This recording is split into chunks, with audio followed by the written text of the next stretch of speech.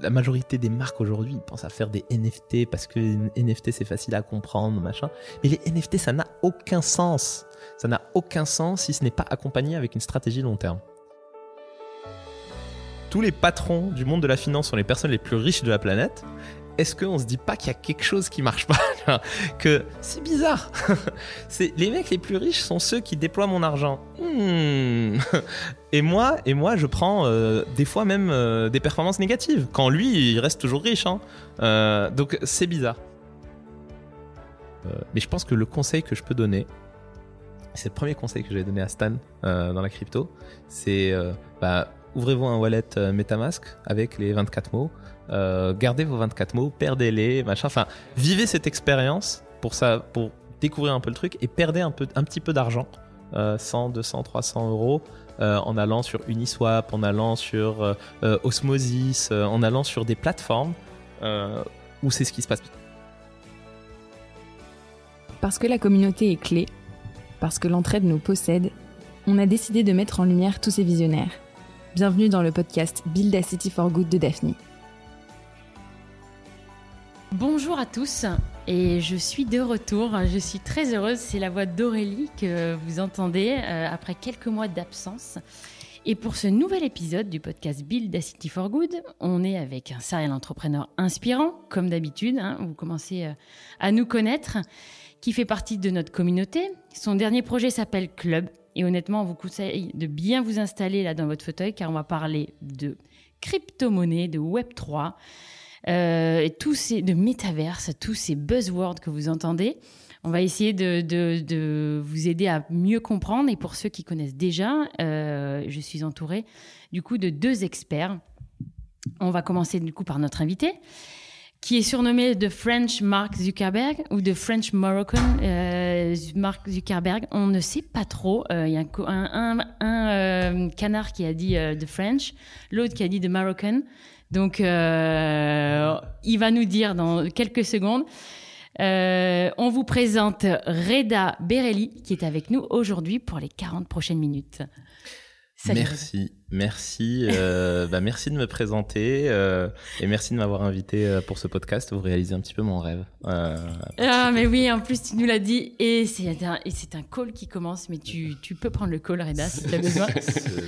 Et donc French Moroccan, les deux, français-marocain, franco-marocain, mais quoi, né au Maroc? Né au Maroc, marocain, né et grandi au Maroc, toujours marocain, pas encore français.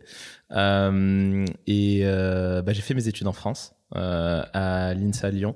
J'ai fait le département informatique. En fait, pour me présenter rapidement, désolée Reda, parce que quand même, je vous ai dit qu'il y avait un expert à côté de moi, parce que moi, j'y connaissais pas grand-chose, et c'est Stanislas Lot qui est investisseur chez nous. Hello Stan. Salut Aurélie, salut Reda. Qui va m'aider à mener cette interview et à interviewer Reda sur tous ces sujets qu'on ne connaît pas pour certains et approfondir pour d'autres. Donc tu reprends, vas-y, tes études, ton background. C'est d'ailleurs notre première question à chaque fois. Qui es-tu Reda, à l'adolescent? Quels étaient tes rêves? D'où viens-tu? Mes rêves. Alors, qui je suis? Je suis né au Maroc, j'ai grandi au Maroc, donc j'ai commencé à coder très très tôt dans ma vie. J'étais un élève un peu dissipé. Très très faible capacité de concentration et mes parents ont trouvé un moyen de me permettre de me concentrer en me disant écoute, si t'es premier de la classe, on t'achète la console de jeu que tu veux. Et du coup, j'ai été premier de la classe tout le temps. J'ai eu toutes les consoles de jeu. En fait, à 10-11 ans, j'ai pas demandé une console, j'ai demandé un ordinateur. Et en fait, en recevant l'ordinateur, je me suis dit, en fait, je vais plus jouer aux jeux, je vais créer des jeux. Et c'est là où j'ai commencé à coder. Donc, j'ai commencé très, très tôt. J'ai commencé à faire... très très rapidement du C, du C++, que j'ai trouvé très complexe et du coup je me suis dit finalement je vais faire des sites web. Et j'avais un jeu que j'adorais qui était Pokémon et donc mon premier site internet c'était un site sur les Pokémon et j'avais très peu de visiteurs. Et on est en quelle année là à peu près du coup? On est en 1998-99. Début du web. Alors, en tout cas, au Maroc, je pense qu'on devait être 1000 personnes à avoir Internet. J'avais même pas Internet chez moi. C'était dans un cybercafé. J'avais un ordinateur et j'emmenais les petites disquettes au cybercafé.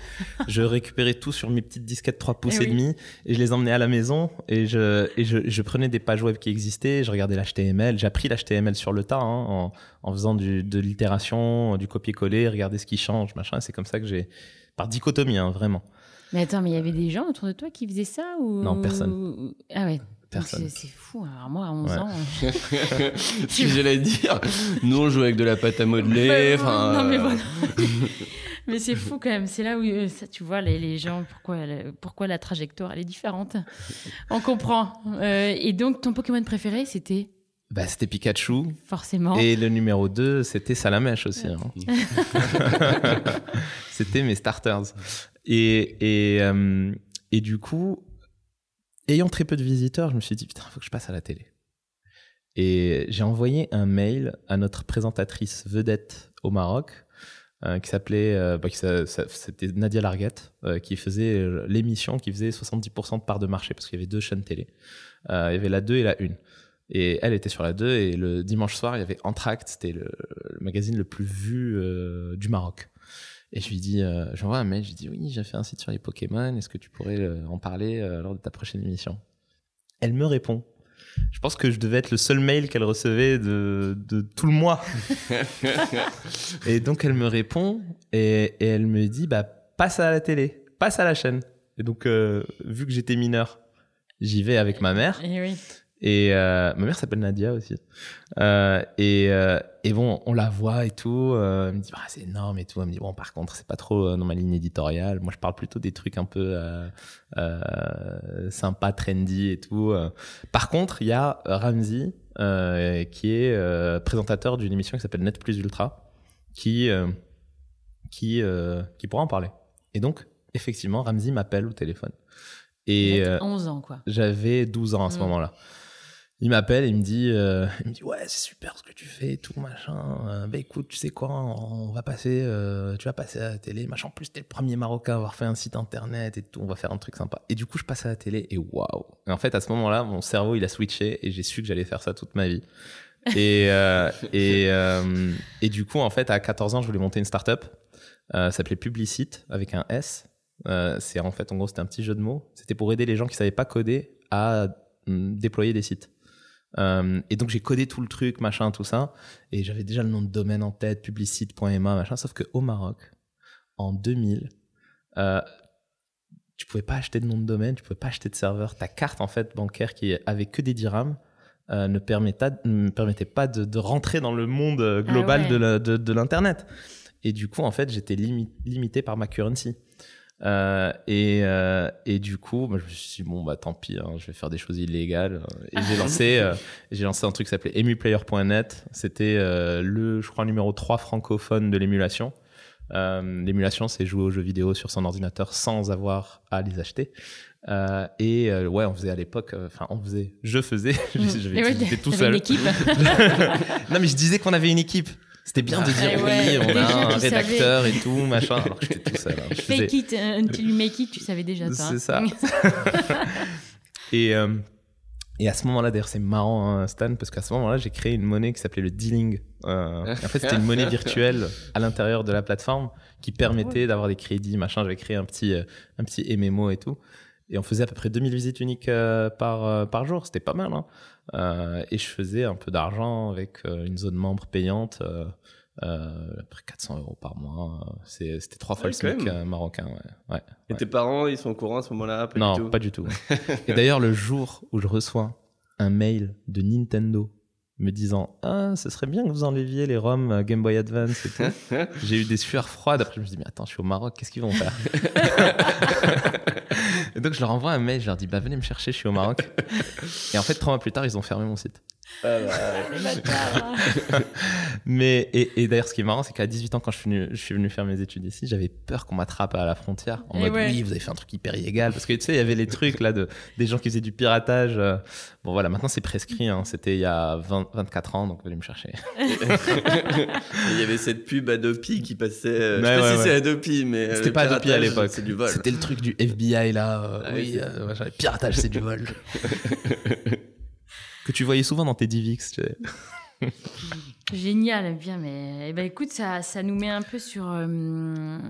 Il a créé une monnaie, donc 24 ans après, tu recrées une monnaie. Et c'est fou, hein. C'est des boucles, hein. C'est exactement. C'est des boucles, c'est marrant parce que après je viens en France, j'étudie à l'INSA, je fais le département informatique. En fait, j'ai fait que monter des boîtes. Voilà, j'ai créé une première boîte, ça s'appelait Mixo TV. Je trouve que c'était un beau succès produit, mais pas du tout un succès business. Et du coup, en fait, ça c'est après une potentielle exit qui s'est très mal passée. J'ai dû liquider la boîte. Donc c'était un gros échec qui m'avait pas mal pesé. Mais en fait, j'ai tout de suite rebondi et tout de suite monté une autre boîte. On était 3 associés. On a fait une boîte qui s'appelait Square Break. On faisait de la location de maisons de vacances avec service hôtelier. Et en fait, le vrai secret de Square Break, on était très peu à l'avoir compris dans le monde du private rental, c'est les opérations, c'est vraiment de la merde. Et donc en fait, en gros, on a essayé d'innover là-dessus en streamlinant les opérations des property managers grâce à la technologie. Et donc j'étais le CTO de cette boîte et j'ai monté un truc qui s'appelait HOS, Hospitality Operating System, qui permettait de scaler les opérations des property managers. Donc en gros, tous les trucs qui pouvaient être automatisés, on les a automatisés. Et tout ce qui pouvait être scalé, on l'a scalé. Et du coup, un property manager qui pouvait gérer en haute saison 12 à 13 propriétés, avec notre technologie, il pouvait en gérer jusqu'à 40-45. Et du coup, on a professionnalisé le métier parce que les gars en fait, qui arrivaient à avoir 40-45 propriétés sous gestion démultipliaient leur chiffre d'affaires et streamliner leurs ops. On leur amenait un cahier des charges et ils pouvaient vraiment être au top opérationnel. Et on leur apportait, on avait aussi fait une petite centrale d'achat, ça c'était Maxime qui s'en occupait. En gros, on leur donnait du matos pour être au top aussi. Et en fait, c'était une histoire assez explosive parce que on a levé, Accor a investi chez nous en février 2016 et en août 2017, on s'est fait racheter. On a fait une croissance d'à peu près 500% en 12 mois. On est passé de 1 million à 6 millions de GMV en 12 mois. Et moi, je croyais énormément à ce modèle distribué où on empower un écosystème d'indépendants pour créer leur propre écosystème business grâce à la technologie. Et voilà. En fait, après cette acquisition, j'ai commencé à regarder bien en détail le monde de la blockchain et de la crypto. Ouais. Et surtout de la décentralisation. C'était dans la continuité en fait de ce modèle distribué. C'est comment tu alignes les intérêts des gens de façon à ce que tout le monde amène un effort additionnel vers une vision unifiée. Et c'est là où on a créé la Key Foundation. En fait, je dis encore on, mais en fait, j'ai créé la Key Foundation à ce moment-là et j'ai commencé à onboarder du monde avec moi et là, on est devenu on. Mais effectivement, ma vision, c'était de se dire comment est-ce qu'on peut trouver un moyen d'aligner tout le monde autour d'un intérêt unique pour fournir cet effort long terme vers un futur désirable. Et justement, est-ce que tu peux nous en dire plus sur la Key Foundation et après sur ce qui en a découlé et notre rencontre, votre rencontre avec Stan Avec Stan, c'est une longue histoire d'amour. Écoute, la Key Foundation, c'est simple. C'est une organisation décentralisée, en fait, dans la limite de la légalité, bien évidemment, parce que c'est une boîte qui est détenue par une association de loi 1901, donc il n'y a pas d'equity dedans. Mais en fait, ce qui définit la valeur de ce qui a été créé, c'est un token qui s'appelle le Key. En fait, le Ki, pourquoi ? Parce que c'est énergie en japonais. Et je considère que tout est énergie. Bon, là, on va dans des trucs philosophiques et tout. Mais voilà, en fait, en gros, le sous-jacent de tout ce qu'on fait, si on arrivait à avoir de l'énergie illimitée et infinie, je pense qu'il y aurait la paix dans le monde. Parce que, avec une énergie infinie, on peut créer n'importe quel type de ressources. En fait, tout est possible avec l'énergie infinie. Et donc, c'est pour ça que ça s'appelle le Ki. Et il y a la long story, c'est que initialement, je voulais leverager un petit peu cette connaissance que j'avais dans l'hospitality, en créant un produit qui allait être distribué dans les chambres d'hôtel et dans les maisons de vacances pour vendre du service et améliorer l'expérience. Donc on avait fait un petit device, donc je fais du hardware. Aussi. Oh là là là là. Ouais, j'en ai des frissons rien que d'en reparler. Ça coûtait super cher. Et c'est pour ça que hardware is hard. Hein. Mais sinon, c'est pas vrai, Daphne finance le hardware. Exactement. Vous êtes courageux. Là, c'est moi qui l'ai financé. et non, pour moi, c'était important d'avoir un truc qui marchait avant d'aller dire venez investir dans ce truc-là. Et ça marchait. C'était un device qui se branchait dans n'importe quel... Moi, j'essaie vraiment de penser comment on peut se plugger dans un environnement avec la meilleure expérience guest, etc., etc. Et donc, l'idée, c'était d'avoir un store décentralisé dans ce device. On a créé notre propre OS. C'était un fork d'Android. Enfin, on a fait un truc de dingue, vraiment. Et d'ailleurs, j'avais un device chez moi à la maison. Je n'utilisais plus que ça. Et on a fait tourner Deliveroo et tout dessus. Hein. Vous pouvez passer des commandes. Rien à voir avec les petites tablettes que vous pouvez voir sur les trucs. C'était vraiment, on a fait un truc de malade avec un système de gestion de flotte et tout. Enfin, c'était un truc de ouf, vraiment. J'en suis fier. Mais, au moment où on a commencé à équiper les hôtels, en janvier 2020, il y avait un petit truc qui s'appelait Covid. Et donc, il y a eu le Covid. Et en fait, on avait signé quelques hôtels et tout. Et on voyait les chiffres. C'était incroyable. Vraiment, c'était ouf. Et je me voyais déjà sur un yacht et tout. Bravo l'empreinte carbone. T'as eu un discours très Yankovici pendant un moment. Et là ça a dérapé. Là. Non, mais en fait, en gros, ce qui s'est passé, il y a eu le Covid. Et en fait, on avait à peu près 450 000, 500 000 euros de contrats avec des hôtels. Et en fait, tout a disparu en l'espace de 2 semaines. En vraiment 2 semaines, on a perdu à peu près 80% des commandes, ce qui est compréhensible. Hein. Tous les hôtels sont fermés, on n'a aucune visibilité. Et à ce moment-là, en fait, j'ai une petite semaine de déprime en me disant waouh. Ça fait combien de temps que tu bosses là sur le projet à ce moment-là ? J'ai commencé vraiment, sincèrement, en 2017, avant l'acquisition. J'ai eu la vision de ce truc avant qu'on se fasse racheter. Et donc, ça faisait à peu près 3 ans que je le finançais et sérieusement. On avait un produit, tu vois, j'ai fait de la R&D assez solide. Et vous êtes combien là dans la boîte à ce moment-là ? À ce moment-là, 1, 2... Ah non, au moment du Covid. Ouais, exactement. Ah non, au moment du Covid, on est 7. Ok. Au moment du Covid, on est 7. Mais attention, parce que en fait, ce qui est intéressant, c'est que moi, quand je pense quelque chose et quand je fais un projet, je pense vraiment tout le temps end-to-end et écosystème. Donc, il y a le go-to-market, mais il y a aussi qu'est-ce qui va se passer dans 5 ans. Donc, j'essaie d'avoir toujours cette vision de comment on va le faire. La vision, ça n'a pas été de développer ce device. Ce device, c'était pour moi un moyen d'avoir accès à une communauté de travelers qui deviendraient clients et utilisateurs et que je pourrais onboarder ensuite dans un truc qui allait être une fintech.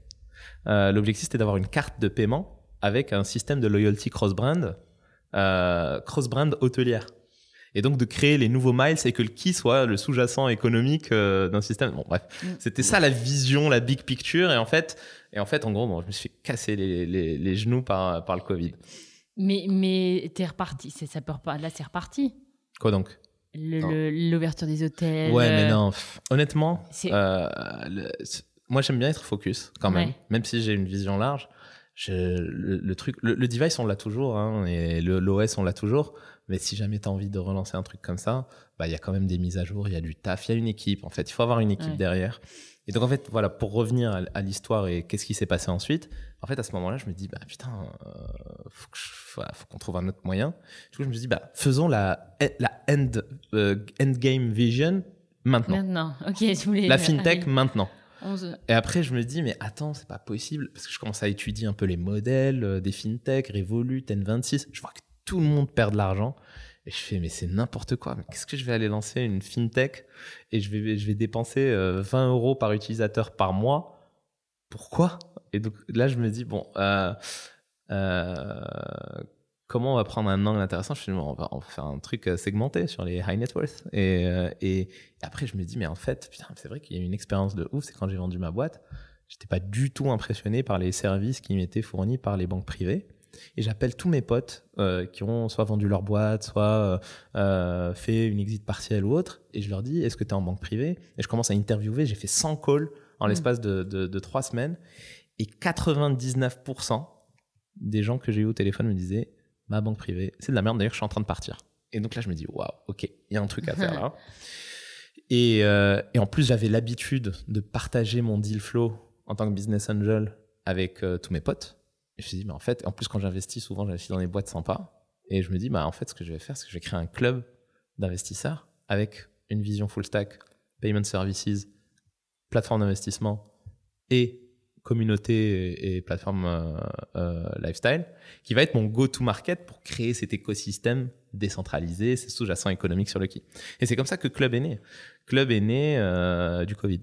Et comme quoi, tu vois, il y a plein de choses positives aussi qui en sont sorties, même si ça a été terrible. Pas que les tests PCR. Ouais.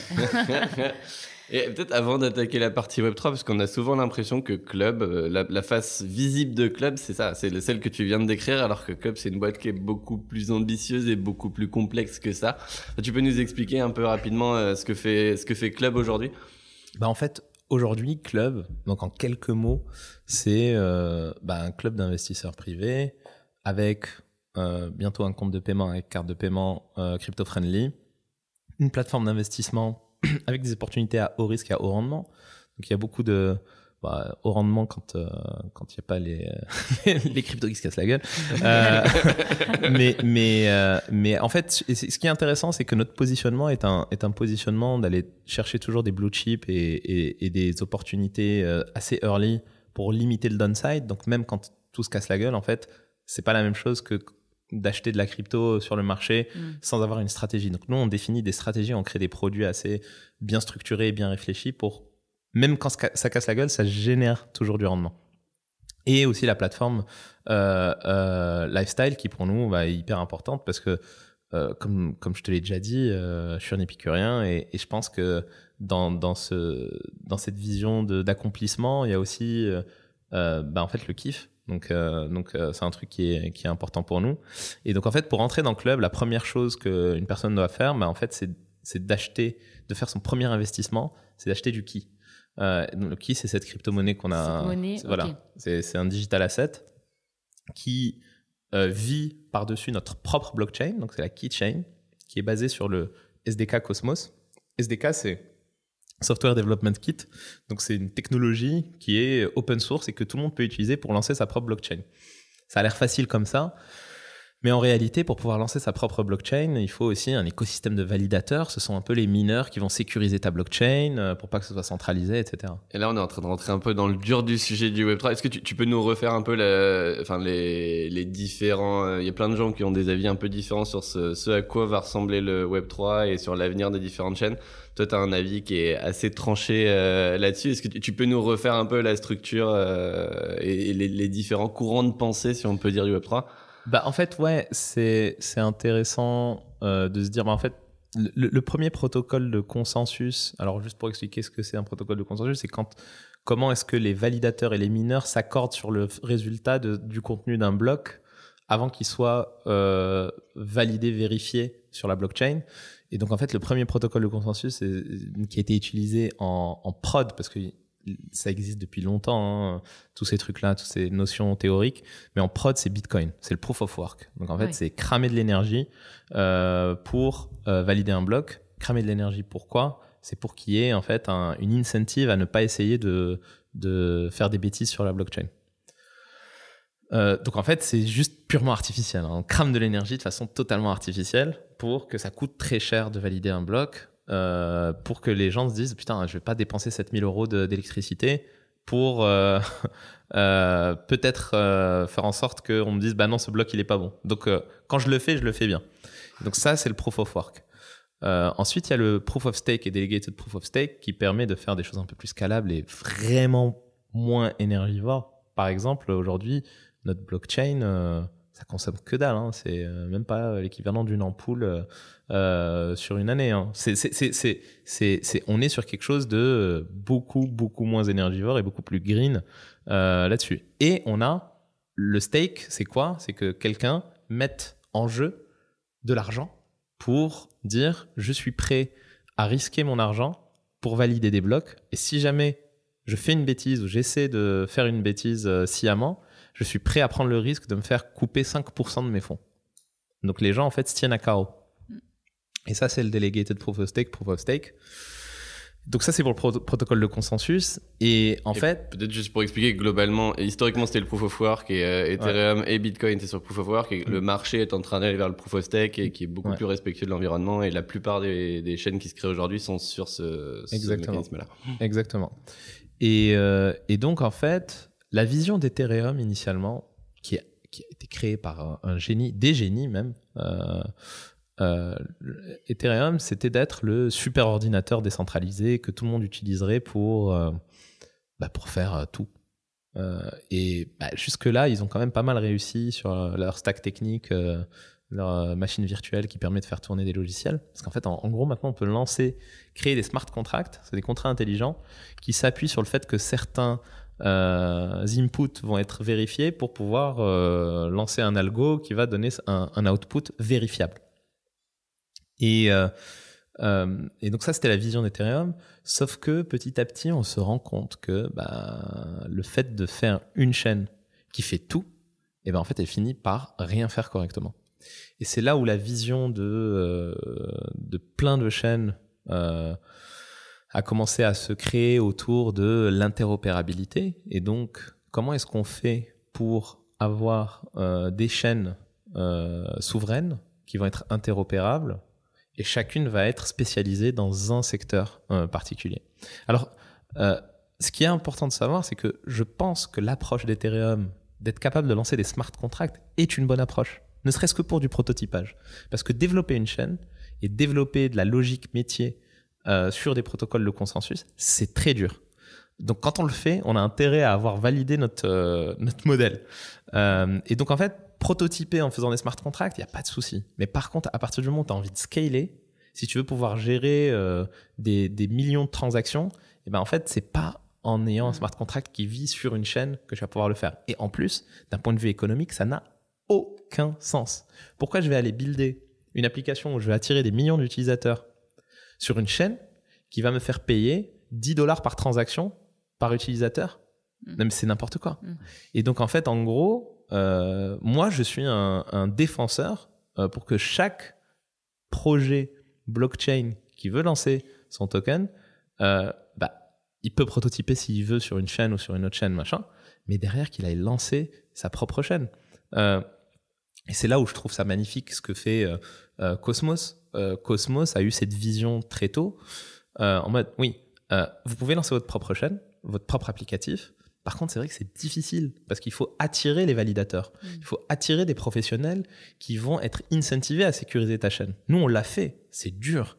Maintenant, on commence à avoir une chaîne bien décentralisée avec des acteurs professionnels qui sécurisent notre blockchain parce qu'on a fait nos preuves. Mais c'est difficile. Donc, en fait, tu finis toujours à te retrouver au début avec ta chaîne et 4 validateurs, c'est toi. Et c'est ce qu'on a fait nous aussi au début. Hein. Mais au final...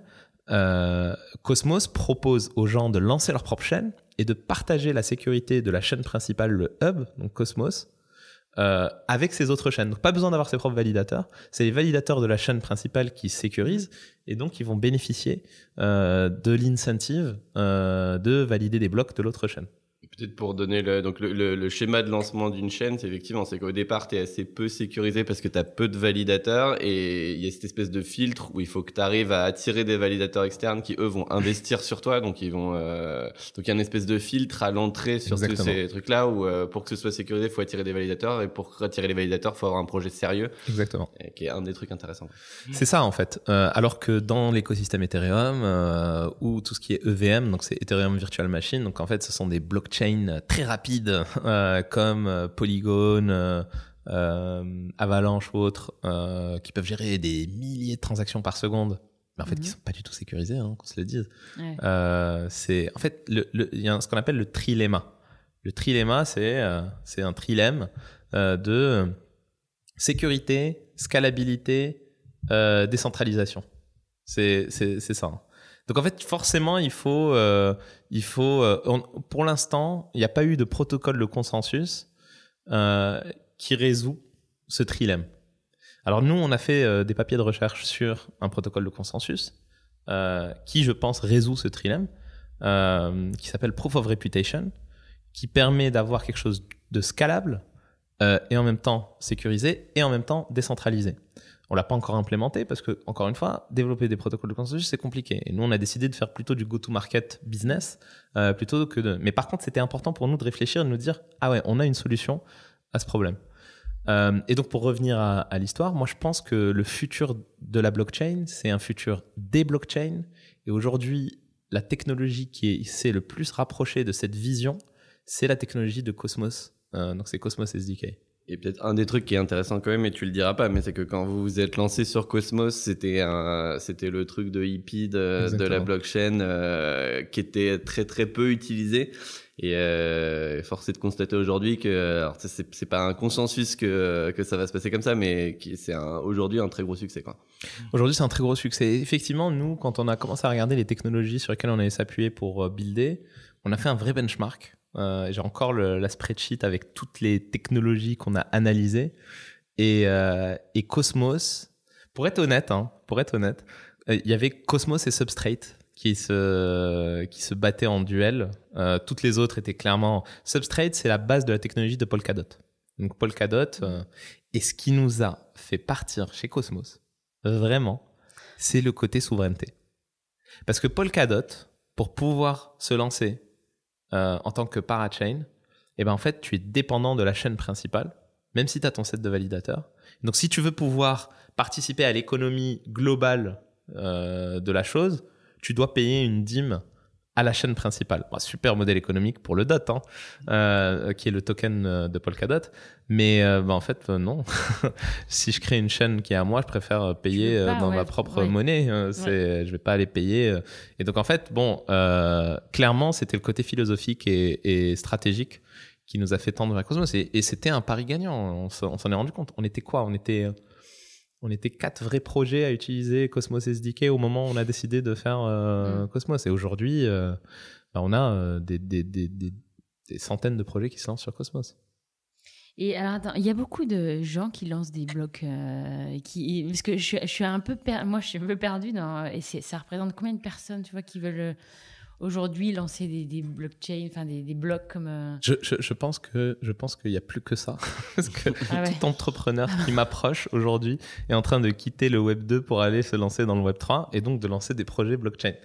Et je pense que toute personne qui veut se lancer dans un projet blockchain devrait penser à lancer sa blockchain. Alors peut-être que ce n'est pas pertinent et stratégique sur le court terme, mais... force est de constater qu'on est en train de vivre un shift de paradigme dans notre société où je pense que même l'employé salarié moyen qui n'a pas jamais pensé de toute sa vie à investir comprend que le modèle de la société le pousse à être impliqué dans le monde de la finance en ayant plus le contrôle sur ses investissements. Et donc, du coup, il y a une hyper-financiarisation de tout. Et donc, en fait, en gros, donc on a plus de consommateurs sur ces sujets blockchain. Et donc, en fait, les gens veulent être impliqués, veulent de la transparence et la blockchain résout tout ça. Et donc, en fait, je pense que tout entrepreneur aujourd'hui qui lance un business sans penser à ce shift de paradigme, qui est que les gens veulent de la transparence, veulent de l'implication, veulent du stakeholder. Moi, je le dis, je l'ai souvent dit, je pense qu'on a atteint les limites du capitalisme tel qu'on l'a connu ces 50 dernières années. Et c'est le capitalisme où, en fait, il fallait réduire un maximum les coûts pour augmenter au maximum les profits. Whatever happens, on s'en fout de réduire la qualité du produit tant que le consommateur s'en rend pas compte. Donc, c'est assez sneaky. Et en fait, là, aujourd'hui, on est en train de tendre vers un modèle qui est le stakeholder capitalisme où tes consommateurs, tes fournisseurs, tes partenaires sont stakeholders chez toi. Et donc, tu n'as aucun intérêt à penser short term. Parce que si tu penses short term, les gens s'en rendront compte et tu trahis la confiance qui t'a été donnée et tu le sentiras financièrement. Et peut-être après on peut revenir sur l'échelle, mais là c'est une des questions qu'on a souvent, c'est pourquoi le Web 3. Et ce qui est intéressant, c'est que toi t'es une des personnes qui est assez reconnue pour être long terme dans le Web 3, là où il y a énormément de gens qui vont profiter d'effets spéculatifs et qui vont être très court terme.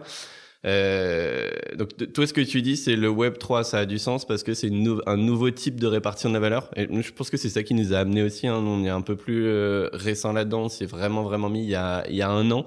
Et un des trucs qui nous a choqué de manière macro, c'était que il y a une époque, même si on prend le monde des startups dans lequel on évolue, c'était les investisseurs qui mettaient des termes indécents. Si on prend les années 2000, on reprend les term sheets des années 2000. Enfin, on rigole en les voyant, en se disant mais comment les gens ont pu signer des trucs pareils. C'est s'il y avait un effet où il y avait ça manquait de capital par rapport au projet. Ensuite, il y a eu un effet dans lequel on est peut-être aujourd'hui, où les fondateurs sont extrêmement avantagés. Je pense que les investisseurs signent des termes aujourd'hui qui sont assez durs, et les fondateurs, si on prend un cas général, sont un peu plus avantagés. Il y a peut-être un problème de répartition de la valeur, peut-être même fondateur, employé, utilisateur.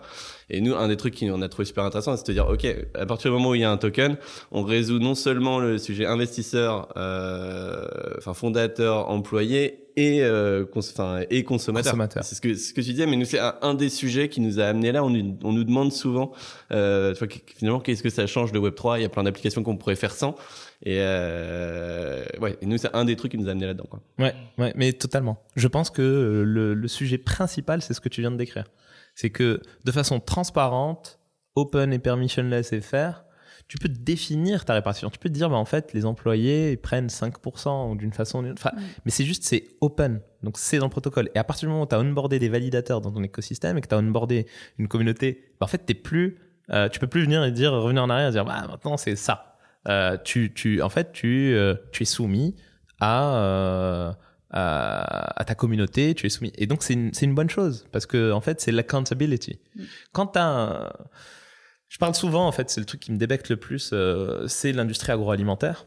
Dans l'industrie agroalimentaire, en fait, c'est le mal qui tue notre société aujourd'hui. Parce que l'industrie agroalimentaire, sur les 40 dernières années, a cherché à surproduire, ce qui est un souhait qui peut être louable. Mais le problème, c'est qu'ils ont fait ça sans réfléchir à comment. Et donc, en fait, les pesticides, les engrais, les OGM, toutes ces choses-là, où en fait, l'objectif, c'était juste le step 1, j'ai plus de produits à vendre. Les gens ne vont pas se rendre compte que je leur vends de la merde. Parce que peut-être qu'ils auront un cancer dans 40 ans. Et en fait, c'est pas grave. Et en plus, on ne saura pas de toute façon que c'est mes fraises qui étaient pourries et qui leur ont donné ça. Et donc, en fait, c'est ça le vrai sujet. C'est qu'ils s'en foutent, en fait. L'objectif, c'est juste de vendre plus et de faire un maximum de profit. Et malheureusement, les incentives, qui sont de mauvaises incentives, sont mal alignés, qui sont ceux de l'Union européenne. En fait, c'est la politique agricole commune qui était de financer l'industrialisation de ça. Et donc, en fait, on a juste craché sur des centaines et des milliers d'années de connaissances empiriques de comment on fait de l'agriculture pour s'appuyer sur le développement d'un écosystème économique short term. Et ça, c'est dégueulasse. Je me rends compte qu'aujourd'hui, quand tu achètes des confitures à la fraise, ta confiture à la fraise, c'est du rouge de cochenille, c'est des pépins de fraise, du sucre et des saveurs artificielles. C'est incroyable de se dire ça. Que, en fait, au lieu de prendre des fraises et d'utiliser la recette historique d'il y a des centaines d'années, en fait, ils explosent ta fraise en pulpe, pépins, sucre et autres, et ils te le reconstruisent après derrière. Ça n'a aucun sens. Il y a un bouquin incroyable, on va se faire engueuler par Auré si on dérape trop, mais il y a un bouquin incroyable qui s'appelle « Me dites pas que vous allez manger ça » et c'est un acheteur qui te raconte tous les trucs qu'il a fait. Il a fait des trucs atroces, oui. Il achète du poivre, il se rend compte dans le conteneur que t'as genre des centaines de rats morts dans le truc. Et du coup, il filtre les rats parce que il est dans la merde. Mais il se dit, une fois que j'ai filtré les rats, why not? Sauf qu'en fait, les rats, évidemment, ils ont des déjections. Ouais. Et les déjections font exactement le même diamètre que le poivre. Donc le gars dit, putain, j'arrive pas à les filtrer, pénible.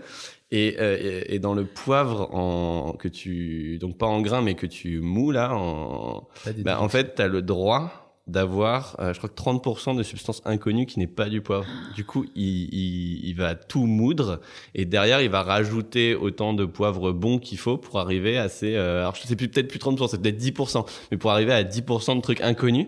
Et du coup, il explique qu'en fait, ce poivre-là s'est retrouvé sur le marché avec les déjections dedans parce que, les lois l'autorisent. Voilà. Mais les lois, qui fait les lois? C'est assez incroyable. C'est les industriels vont venir pleurer auprès du régulateur et dire, ah putain, mais si vous faites pas cette loi qui nous permet de faire ça, nous on est mort. Et si on est mort, il y a plus d'emploi. Et s'il y a plus d'emploi, et donc en fait, en gros, on est vraiment sur du short term.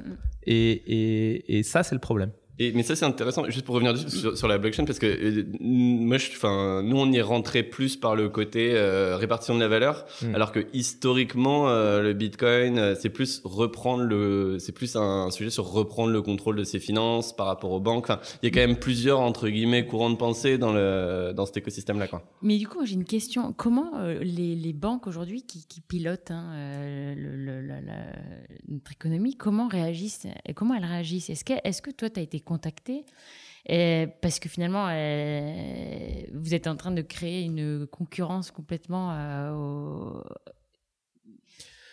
enfin, je sais pas. Pour moi, je comprends un peu que, voilà, en gros, les banques ne répondent pas aux besoins des gens qui ont envie de financer et d'avoir plus de transparence sur leurs investissements, pardon.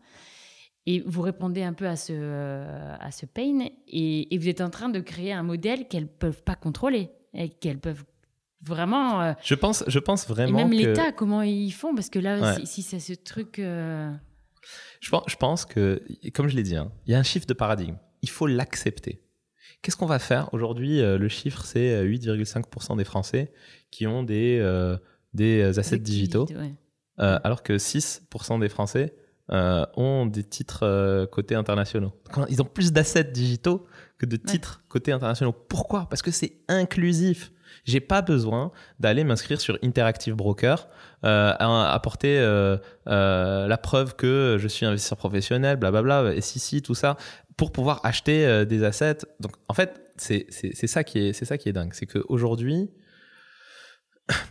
alors, la régulation, c'est hyper important. La régulation, ça protège les gens. Donc ça, c'est un truc il faut le savoir et c'est important. Sauf que le side effect de la régulation qui a été construit dans les années 80-90, qui protège effectivement les gens contre les arnaques et les escrocs, le side effect, c'est que ça a apporté une limitation sur notre capacité à s'engager dans le système financier. Et aussi a donné un terrain de jeu magnifique aux brokers. Et donc, les brokers, ils kiffent quand c'est pas transparent parce qu'ils peuvent se gaver. Et donc, en fait, en gros, quand tu poses ton argent chez un asset manager et que ton argent, il a fait une performance de 25-30%, derrière, tu vois 3,4%. Pourquoi? Parce qu'il y a un millefeuille de commission qui a été pris par des brokers qui respectent, eux, la régulation, les contrôles officiellement. Et donc, en fait, ils sont payés pour ça. La compliance, ça a un coût. Tous ces éléments-là, ça a un coût. Et donc, du coup, il faut l'impacter d'une façon ou d'une autre. C'est impacté sur l'utilisateur final, qui est celui qui fournit le capital. Ouais. Est-ce que, c'est pas normal. Quand on voit que tous les patrons du monde de la finance sont les personnes les plus riches de la planète, est-ce qu'on se dit pas qu'il y a quelque chose qui marche pas? Que c'est bizarre. Les mecs les plus riches sont ceux qui déploient mon argent. Et moi, je prends des fois même des performances négatives. Quand lui, il reste toujours riche. Donc c'est bizarre. Et ben oui, en fait, c'est normal parce que avant que le ruissellement des rendements arrive vers toi, en fait, il y a plein de gens qui ont mangé avant, que tu gagnes ou que tu perdes. Et ça, je pense, c'est un modèle qui ne marche plus. Parce que grâce à la blockchain apporte cette transparence dans un environnement trustless. Et donc, on a la possibilité de faire confiance au code. Et donc, on n'a plus besoin d'avoir 1000 acteurs au milieu qui vont se gaver. Il n'y a que des validateurs qui fournissent l'infrastructure, qui prennent un petit cut qui est ultra transparent. Et derrière, c'est l'utilisateur qui déploie son capital. Et donc, nous, c'est le modèle auquel on aspire. C'est notre modèle, par exemple, chez Club, c'est qu'on ne prend pas de transaction fees. On est uniquement sur le succès, sur l'upside et sur le rendement. Donc, on prend 20% de commission sur le rendement et après, en fonction du rank de la personne chez Club, on redonne le rendement parce que les gens achètent du qui. Ils sont alignés avec nous. On n'a aucun intérêt à les dépouiller en commission parce qu'ils sont stakeholders. Donc, en fait, on a cette vision long terme où on dit si vous êtes membre Black, donc tu as 150 000 qui, en fait, on te rembourse 75% des commissions qu'on te prend. Et du coup, c'est comme ça qu'on crée un écosystème qui est sustainable. Sûr, ouais. Mais je voudrais revenir 2 secondes sur la régulation, parce qu'on a l'impression que tu considères que la régulation est un truc très mauvais, alors que moi, un des trucs qui m'a choqué, et que, parce on partage souvent ensemble quelques deals, et Reda me dit toujours, bah, là, aujourd'hui, ils sont du bon côté de la ligne réglementairement, mais fais gaffe, parce que dans 2 ans, il y a un petit risque qu'ils soient du mauvais côté de la ligne, quoi. Ouais. Et t'es très là, tu te donnes l'impression d'être assez anti-régulation, alors que, non, c'est quelque chose auquel tu fais très attention. Je suis pas anti-régulation. C'est ce que je ressens quand on parle, quoi. Je suis anti-incumbent. Je suis anti-acteur historique. Ouais. La régulation, c'est hyper important. Je l'ai dit au début. Parce que, en fait, mais la régulation telle qu'elle a été notée, donc la transparence, le fait de faire les choses correctement et de respecter. Parce que moi, j'ai pas envie que quand je déploie mon argent, que ça aille financer des terroristes. Moi, ça me ferait chier que mes investissements permettent à des gens de faire des choses illégales. Éthiquement, ce n'est pas acceptable. Et donc, effectivement, il faut qu'on soit capable de mettre en place les systèmes de contrôle nécessaires pour faire... Et ça, j'aurais pu, en 2018, 2019, me dire... Viens, on fait comme tout le monde, on fait de la DeFi comme des barbares et on se gave. Non, nous, dès le départ, on a décidé de faire les choses les plus carrées d'un point de vue régulatory. On a regardé, on s'est dit, c'est quoi, tout ça, ça va pas durer. On a pris un cabinet d'avocats qui nous accompagne sur tout l'aspect régulatory et on leur a dit, regardez ce qui se fait de plus dur en termes de régulatory sur les securities. Même si je pense que sur plein d'autres aspects, il ne faut pas que ce soit aussi contraignant, parce qu'il faut donner l'accès aux gens de façon inclusive, mais en même temps, sur les contrôles, il faut être aussi dur que sur les securities. Et donc, c'est ce qu'on a mis en place. Nous, par défaut, c'est ce qu'on a fait. On a été 100% compliant. D'ailleurs, on a eu notre PSAN récemment. On est très content et on est aussi agent de PSI, prestataire de services d'investissement, d'un PSI allemand. Donc, pour vous dire, c'est les Allemands qui nous ont accès de personne. Ils n'ont que des gros acteurs. Donc, clairement, nos systèmes de contrôle et de gestion du risque, c'est quelque chose qu'on a implémenté dès le départ et c'est hyper important. Par contre, il ne faut pas que la régulation soit l'excuse pour limiter l'inclusion des gens. Il ne faut pas que ce soit excluant. Ouais. Il faut que ce soit inclusif. Et avant de terminer, on a encore un tout petit peu de temps. Moi, j'avais une question quand même. Donc quand on va sur Club, on achète du Ki, donc qui est la monnaie que vous avez créée. Et qu'est-ce qu'on achète donc, moi, par exemple, j'ai un peu d'argent. Quel est aussi, j'aimerais savoir combien je peux investir. Non, si j'ai un peu d'argent, pardon. Ça y est, j'ai pas gagné les 225 millions au loto d'hier. J'aurais bien aimé, j'aurais acheté un peu de Ki. Mais par exemple, tu peux me donner un cas concret et qu'est-ce qu'on fait avec ces Ki et en fait, comment on gagne de l'argent, comment on en perd, quel cours ça suit. Enfin, Alors, le Ki, en fait, il est coté. Ouais. Et donc, en fait, il est disponible sur le marché. Donc, c'est possible d'en acheter. Après, derrière, quand tu rentres dans le club, tu achètes des Ki, tu les bloques. Donc, tu les locks sur un système de validation chez nous. Et nous, on se rémunère, en fait, sur le rendement qui est généré par ces Ki. C'est ça, notre rémunération. Après, derrière, en fonction de ton niveau dans le club, tu as accès à plus ou moins de deals et la capacité de développer plus ou moins de capital, de déployer plus ou moins de capital sur des opportunités. Donc, en fait, on a plein d'opportunités. On essaie toujours d'être... En fait, notre thèse... Pardon, mais comment vous créez des produits ? Parce que c'est des financiers en banque qui créent des produits. Qui sont ces gens qui créent c'est toi, j'imagine, et ton équipe, mais comment vous êtes basé sur quoi pour créer des produits qui vont faire du rendement ? Il y a 2 types de produits. Il y a tous les produits traditionnels, type startup pré-seed, seed, qui sont en fait pour nous un peu le cherry on the cake, qui correspond à les petits trucs sympas auxquels on n'a jamais accès et on les voit toujours trop tard quand ils sont valorisés 150 millions. Et en fait, nous, on essaie de les avoir le plus tôt possible. Et donc, en fait, ça, c'est la chance qu'on a, c'est que j'ai accès à un deal flow depuis un petit moment. Et en fait, on a une petite thèse d'investissement qui est plutôt cool, qui est de miser sur les entrepreneurs.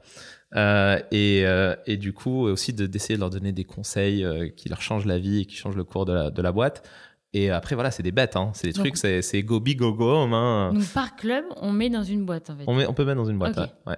Donc ça, c'est le petit truc. Ça correspond pas à ce qu'on considère être le modèle le plus scalable. Ouais. Non, le modèle le plus scalable, c'est comment est-ce qu'on fait pour comprendre correctement la DeFi, pour créer des produits qui sont simples à intégrer et qui sont cash flow positif, à savoir générateur de rendement exceptionnel.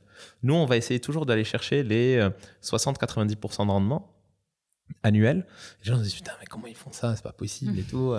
Même Madoff, il est parti en prison pour 18%, je crois, ou 20%. C'était quoi, c'était 12 ou 18% qui garantissaient. Ouais, je crois que c'était plus 18. Ouais. Mais en fait, ce qu'il faut savoir, c'est que on peut aller chercher des rendements de 60-90%. Par contre, on ne garantit pas le capital. Le capital n'est pas garanti.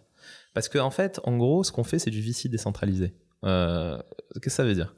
C'est qu'en gros, on identifie des projets hyper qualitatifs, blue chip, très early, donc à une valo hyper intéressante. Ces projets ont besoin de liquidité sur le marché. Nous, on arrive, on a de la liquidité et on dit, ok, on est prêt à acheter une partie de tes tokens et à apporter de la liquidité sur le marché. Et eux, en fait, ils rémunèrent les gens parce qu'ils apportent cette liquidité. Donc, s'ils exécutent correctement et s'il y a de la hype aussi, ça joue aussi beaucoup sur la hype, mais en fait, le token explose. Donc, souvent, nous, quand on rentre, le token, il fait x4, x5. Donc, déjà, en fait, on est assez couvert. On apporte de la liquidité, on est rémunéré sur des 100-200% annuels pour avoir apporté cette liquidité. Et nous, quand on reçoit cette liquidité, en fait, on a des stratégies qui nous permettent de hedger totalement le risque en liquidant une partie et en remettant et en compoundant pour regagner en position là-dessus. Il y a des risques, il y a des risques énormes, ça il faut le savoir. Mais si tu te dis le capital, je m'en fous sur les 3-4 prochaines années. Ouais, j'allais te demander sur. Ouais. Voilà, je m'en fous sur les 3-4 prochaines années. Par contre, je veux du rendement maintenant. Ça, en fait, c'est des super stratégies. Et nous, c'est ce qu'on fait. On identifie ce type de produit-là et les blue chips. Et en fait, on fournit de la liquidité, on est rémunéré. À un moment, c'était au début, c'était la folie. On faisait du 3500% sur du blue chip. Pendant un mois, j'ai fait 3500%. Pendant un mois. Après, ça tombe, tu vois. On redescend à du 150, 100 sur l'année. Mais c'est temporaire. Ce qu'il faut savoir, c'est qu'une fois que le projet atteint sa maturité et qu'il a la profondeur de liquidité nécessaire, et je vois des projets aujourd'hui qui sont en train de travailler pour créer de l'efficience sur la liquidité. Parce qu'aujourd'hui, en fait, c'est un truc qui n'a aucun sens sur les pools de liquidité. Il y a plusieurs centaines de millions de dollars qui sont bloqués pour pouvoir fournir une garantie de liquidité sur le marché. Mais en fait, je sais aujourd'hui qu'il y a des technologies qui sont en train de se construire pour pouvoir apporter un minimum de liquidité tout en réduisant le slippage, tout en étant efficient, etc. C'est une boîte israélienne qui bosse sur ça, qui est hyper intéressante. Et en fait, une fois que le projet a atteint son niveau ultime de liquidité, de volume, etc., en fait, ils ne vont plus rémunérer parce que la rémunération viendra par le volume. Parce que aussi, tu peux être rémunéré par les transaction fees parce que tu apportes de la liquidité, entre 0,1 et 0,3%. Donc ça, c'est un premier modèle. Après, il y a tout ce qui est lending, borrowing. Après, il y a tout ce qui est pool de liquidité sur les produits d'assurance. Donc en fait, moi, je fournis de la liquidité et en fait, on me rémunère parce que je participe à couvrir des contrats d'assurance et je suis rémunéré à 8, 9, 10, 15%. Et donc tout ça, en fait, c'est des trucs, c'est des opportunités que nous, on arrive à structurer pour avoir une sorte de portefeuille de rendement qui sont cool. Et qui sont les profils des gens qui gèrent notre argent aujourd'hui, si jamais je deviens... c'est important aussi, parce que je pense que la confiance, tu vois, tu l'as aussi dans ton banquier, dans le gérant, tu sais. Bien sûr. C'est des ingénieurs. C'est des ingénieurs et des financiers qu'on essaie de convertir à la finance décentralisée. Ouais. Mais aujourd'hui, c'est plus des ingénieurs. D'accord. C'est des ingénieurs qui ont décidé de comprendre la finance. Clairement, c'est des sujets complexes. Il faut le savoir. C'est de la tech, c'est du code, c'est de l'audit, parce qu'on doit auditer les protocoles. Est-ce que les systèmes de liquidation sont bien pensés, bien... Donc en fait, nous... par exemple, là aujourd'hui, un truc hyper intéressant, il y a un stablecoin algorithmique qui s'appelle l'UST qui est en train de prendre très très cher. En fait, très très cher comment? C'est qu'il est pégé normalement au dollar. Et là, en fait, un UST ce matin valait 0,5 $. C'est catastrophique pour son écosystème. Et donc nous, ça, on l'avait vu venir. Ce qui fait que sur nos stratégies, on avait déployé que 20% de la liquidité sur l'UST, parce que ça faisait quand même un rendement de 20% annuel. Sur du stablecoin, c'était pas mal. Mais par contre, on voyait venir le jour où ça allait potentiellement arriver. Ouais. Et du coup, on a fait du risk management. Parce qu'on connaît le risque technique, on connaît le risque écosystémique, et du coup, on n'a pas été all-in sur un truc stable qui fait du 20%.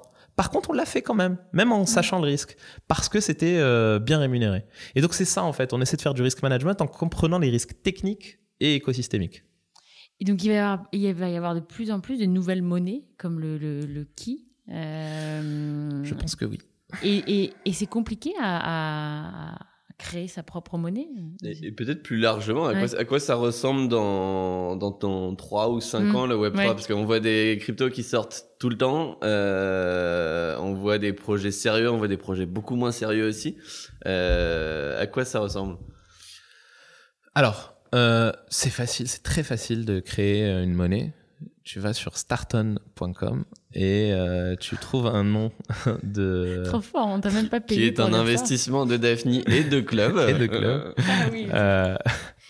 Non, mais en fait, c'est très très simple de lancer une monnaie, un token. C'est super simple. Et d'ailleurs, Starton, ils font un job formidable pour simplifier l'accès à cette infrastructure pour les développeurs qui ne se sont pas encore mis au Web3.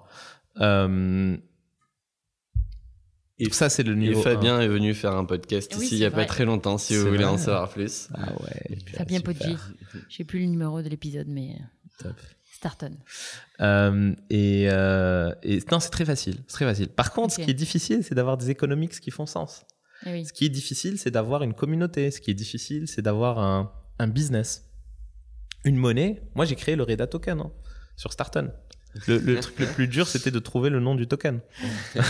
Ça m'a pris 5 minutes. 4 minutes à réfléchir au nom du token.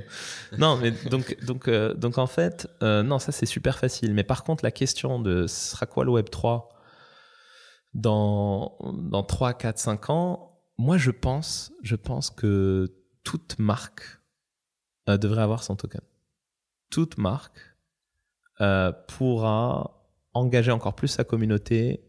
Peut-être même dans les prises de décision stratégiques, pas de la boîte, mais produits, vision ou autre, ils pourront impliquer leur communauté à travers des tokens de marque, loyalty token. D'ailleurs, en avant-première, on est en train de travailler avec la première marque fashion qui va lancer son loyalty token avec des NFT. Et donc en fait, la majorité des marques aujourd'hui ils pensent à faire des NFT parce que NFT c'est facile à comprendre, machin. Et les NFT, ça n'a aucun sens. Ça n'a aucun sens si ce n'est pas accompagné avec une stratégie long terme. Et aujourd'hui, on a eu une marque. D'ailleurs, en fait, c'était l'un des fondateurs de la marque, un des associés de la marque qui est membre club. Il est venu nous voir et il a dit « Putain, vous avez fait votre produit, la Cosmone, c'est trop stylé et tout, on veut la même chose. » Je lui ai dit « Non, ça n'a aucun sens de faire la même chose pour toi. » Il dit « Oui, mais on est en train de faire ça. » Et donc, on commence à discuter et tout. Et en fait, on lui a donné cette vision de « Mais en fait, toi, ton objectif, c'est d'engager plus ta communauté, c'est d'engager plus tes acheteurs. Mais créer un token de loyalty. » Crée un token de loyalty qui est lié à tes NFT parce que oui, tes utilisateurs et tes acheteurs veulent des NFT, mais fais en sorte de créer un écosystème avec des tokens économiques qui font sens. Et donc, c'est ce qu'il a commencé à faire. Et voilà. Et en avant-première, donc je sais pas quand est-ce que va sortir ce podcast, mais le token va vivre sur notre chaîne, sur la Keychain. Ok. Voilà. Ben dis donc, on pourrait encore continuer des heures. Hein. Franchement, c'est sans fin en fait ce sujet. Et attendez, juste le métaverse du coup, si on juste. On a encore une heure là. Non. Mais tous ces mots parce que je les nommés, on l'a pas parce que j'ai nommé les buzzwords, mais sans l'expliquer et ça fera l'objet d'un prochain épisode. Mais je serai un invité récurrent. Oui, exactement. Tu auras ta chronique PMM, on va lancer la radio. Ton casier. Non, mais juste, je l'ai nommé et tu peux nous redire, tu vois, ce monde. D'ailleurs, tu te dis dans la vidéo, il y a plein de gens qui vont vivre sûrement, ceux qui vont vivre dans le monde réel. Enfin, d'ailleurs, la dernière fois, tu disais très bien, le monde virtuel, c'est le monde réel. Non, mais c'est vrai, en fait, il y a un sujet qui est hyper intéressant. Alors, juste pour donner un peu de contexte, si on a un peu de temps. On en a 10 minutes, allez. 10 minutes. Ça va, il est 11h15 déjà. Ah ouais, déjà. Ah merde. Eh ben, mais on peut juste rapidement. Objet de la prochaine discussion. Mais oui, mais en fait, le métaverse, déjà, il y aura des métaverses. Et moi, j'ai déjà vécu dans un métaverse en 2002 qui s'appelait World of Warcraft. C'était un métaverse, mais le médium, c'était un écran et une souris et un clavier. Et je pense que aujourd'hui, on commence à avoir la technologie nécessaire pour pouvoir avoir une vraie immersion. Et encore une fois, hein, ça vient de cette réflexion globale de en fait, les gens n'ont plus les moyens. En tout cas, il n'y a plus suffisamment de répartition de richesse pour pouvoir avoir les moyens de bénéficier des expériences dans la vraie vie. En fait, les gens vont être limités à vivre des expériences virtuelles, malheureusement. Et donc déjà, essayons de fixer toute cette histoire de partage de la valeur. Mais en attendant, le divertissement peut être vécu depuis chez soi. Et donc effectivement, je pense qu'il va y avoir des opportunités business, des opportunités aussi de travailler dans le métaverse. Parce qu'en fait, le métaverse aujourd'hui, il est vide, il n'a aucun sens. Ce n'est qu'à partir du moment où on va avoir des vraies expériences divertissantes, etc. Et je pense que l'industrie du divertissement va exploser à travers le métaverse. Mais donc voilà, il y aura des gens qui vont passer énormément de temps dans le métaverse et il y aura des gens qui viendront se divertir de temps en temps dans le métaverse. Mais je pense qu'on a encore un peu de temps parce qu'il y a tous les devices, le hardware qui doit encore plus se caler, même si aujourd'hui c'est incroyable. Moi, j'avais ma première expérience de casque à réalité virtuelle, c'était le Oculus Rift, et je me disais ça va jamais marcher ce truc-là. Ça c'était mon premier truc. Et puis après, en 2021, tout le monde parle du métaverse. Je me dis putain, attends, j'ai loupé un truc, c'est pas possible. Et donc en décembre, pour Noël, je m'achète l'Oculus Quest là. J'ai fait pareil, ouais. Je me suis dit, tu l'amèneras. Moi j'aimerais bien tester. Ouais, voilà. Je me suis dit, je suis en train de rater un truc. Et du coup, je reçois le truc, je fais bon, allez, j'ai passé 15 minutes dessus, boum, je mets le casque et tout. J'ai passé 2 heures. Et je sors du truc, je fais putain, ça c'est le futur. Mais parce que ça n'a vraiment, l'évolution technologique du hardware a été incroyable. Et même l'expérience utilisateur, la UX, la UI, incroyable. Je pense qu'il y a encore des steps à faire là-dessus. Mais quand on va tendre vers le truc le plus miniaturisé possible, avec des gants haptiques, là, on va être sur des trucs de malade, quoi. Il faut pas en avoir peur, quoi. Non, je pense qu'il faut pas en avoir peur. Par contre, il faut avoir peur d'une mauvaise implémentation, ce que je disais tout à l'heure. En fait, il faut pas tendre vers la dystopie, mais plutôt vers le côté utopique. C'est comment est-ce qu'on peut faire pour être plus inclusif et avoir une vraie échelle social ladder pour essayer d'améliorer la situation des gens. Ok, c'était une belle parenthèse. Merci Reda. Merci. On a 5 minutes pour faire les questions de la fin, parce que moi j'adore mes questions de la fin. Ah ouais. Avant que tout le monde reprenne. Est-ce qu'il y a de Reda un légume que tu détestes? Le poivron. Pourquoi ça? Je sais pas. Je te jure, j'ai essayé toute ma vie. Non, c'est une question. Mais je sais, parce qu'on t'a demandé tes allergies alimentaires ou ton régime alimentaire et tu nous avais. J'aime tout sauf le poivron. Donc petite info, petit tips, ne faites jamais un plat à base de poivron à Reda. Mes parents adorent le poivron. On avait toujours du poivron sur la table. Et moi, je sais pas, ça n'a jamais marché. Comment tu te déconnectes, Reda? C'est une bonne question. J'essaye de me déconnecter, mais mon cerveau, il arrête jamais, en fait. Dès que je pars en vacances, en fait, avec ma femme, elle m'oblige à partir en vacances. Vraiment, elle m'oblige. On part telle date. Mais non, je peux pas. Si. Et donc, à ce moment-là, j'essaie de déconnecter, mais dès que sont passés 4 jours, je peux plus. T'as tes séances de sport quand même. Ah oui, dans les séances de sport, il y a pas de réseau dans le. Je laisse mon téléphone, je déconnecte. C'est vrai que les séances de sport, c'est 1 heure le lundi, mercredi, vendredi. Je déconnecte vraiment. Ouais. Toi, t'avais une question, Stan. Ouais, j'ai une question. Qu'est-ce que tu fais quand le marché crypto gagne 30% en une journée, et qu'est-ce que tu fais quand il perd 30% sur une journée? Quand il gagne 30%, je vends. Et quand il perd 30%, j'achète. Il y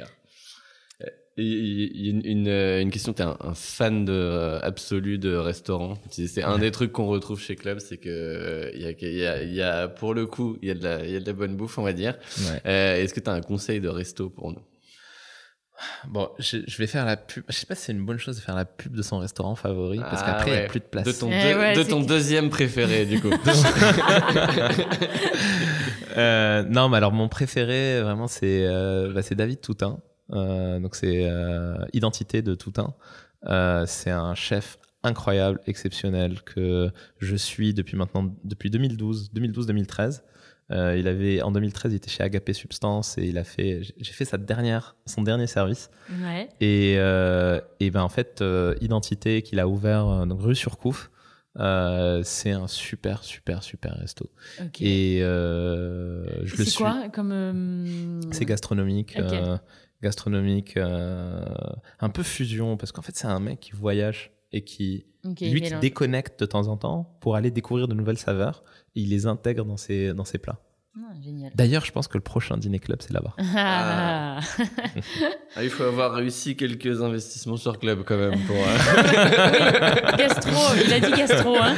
Donc si vous voulez y aller, hein, il faut craquer le bonus. Mais tu sais, il a commencé avec 0 étoile et c'était hyper abordable. Ah, ok. C'était genre, t'avais le full course menu, tu vois, c'est 7 courses à 70 €.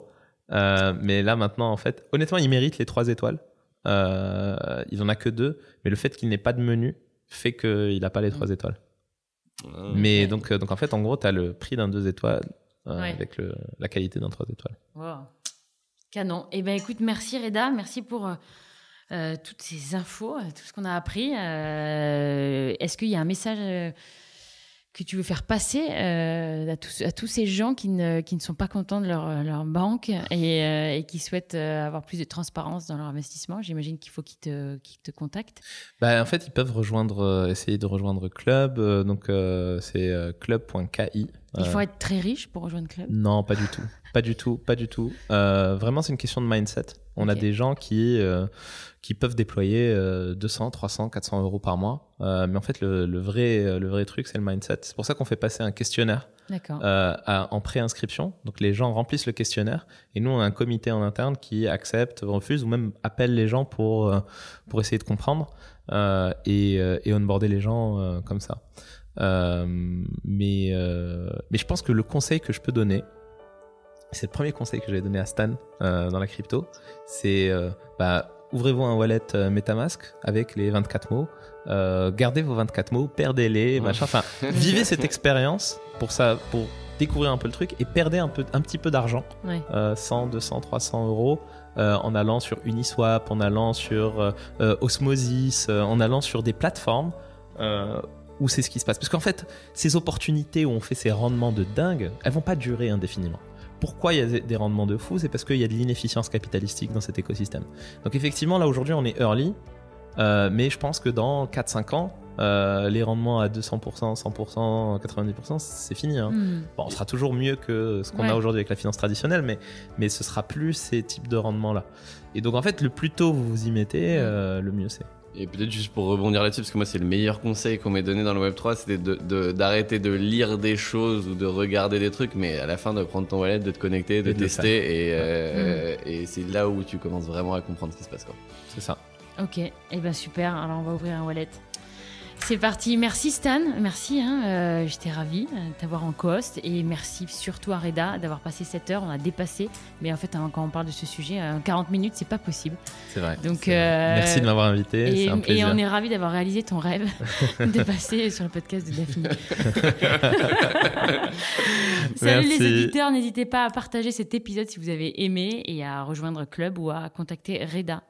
À bientôt. À bientôt.